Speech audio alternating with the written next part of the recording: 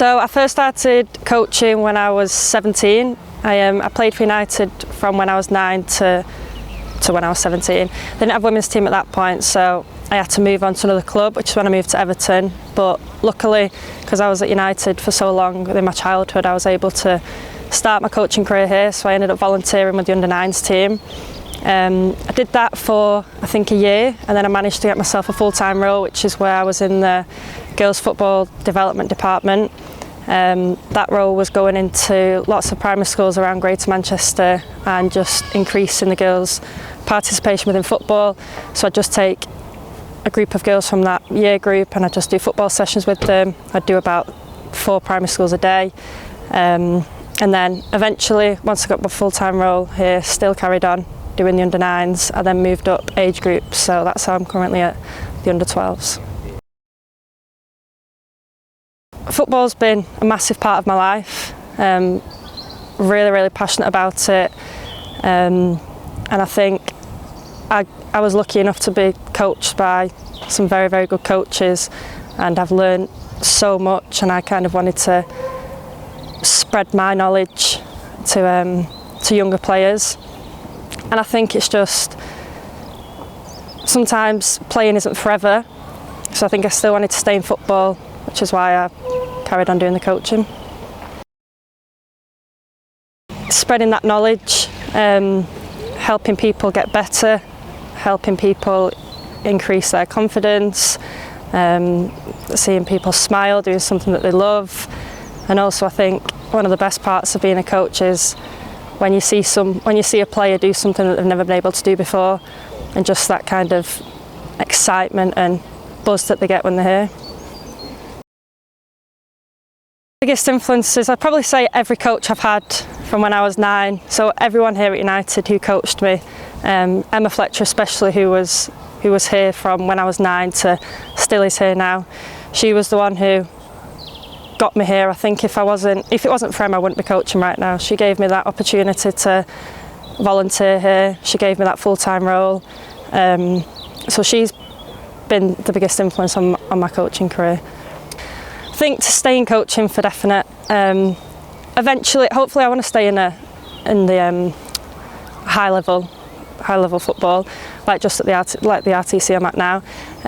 Hopefully, coach older age groups eventually, whether that's an open age team or reserves. But I think I'd carry on still coaching girls and women.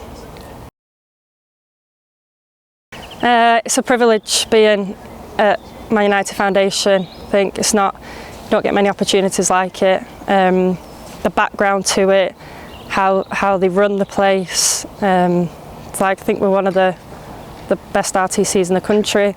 My United Foundation put me through my coaching badges when I first started volunteering here. They've been super supportive of my development. They're always not necessarily chucking me in the deep end, but they're always challenging me. I don't get any easy time here. They make it hard for you, but it's all for your development. And especially being around the other coaches here, you learn from them just as much.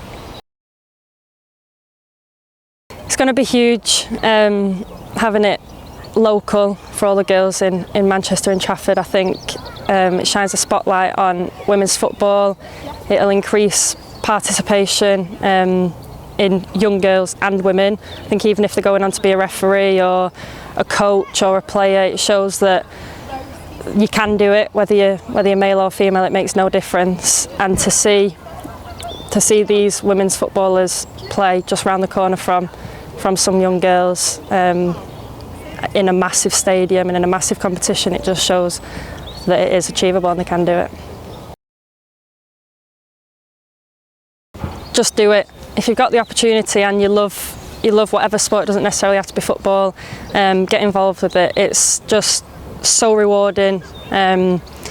Working with young people anyway is just massive. Think, like I was saying before, just seeing girls enjoy themselves, and you playing a part on their development, on their enjoyment is huge. I mean, it's hard work. I wouldn't say it's easy.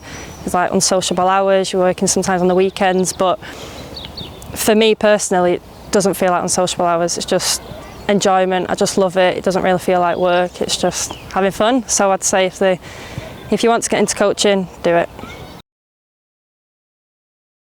So as a player, she was an outstanding player. She's probably been with us since she was 8-year-old, and always wanted to learn, get better. And then as time progressed through, from playing, she showed a natural side of her being a leader as well. So, we grabbed onto that a little bit and tried to show there's other opportunities in football as opposed to just being the pro player, and other pathways, and she grabbed it with both hands, really.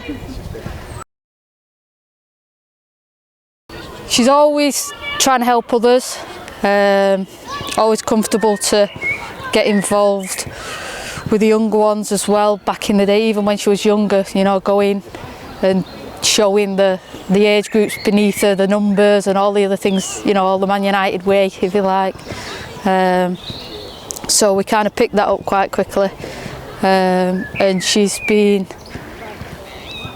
just really willing to learn and take stuff on board, which if you're going to kind of come into this role, you've got to be open to, people's different ways of doing things, but learning how to pick certain things that you can take away. And she's developed into a fantastic, not just a fantastic coach, but a fantastic person. So we're all really proud of her. When I was playing back in the day, a few years ago, all our role models were male, and that's one of the things which I've been really, really passionate about over the 19 years that I've been at Manchester United. And 10 years ago, when we first put a strategy in place for the girls' development programme,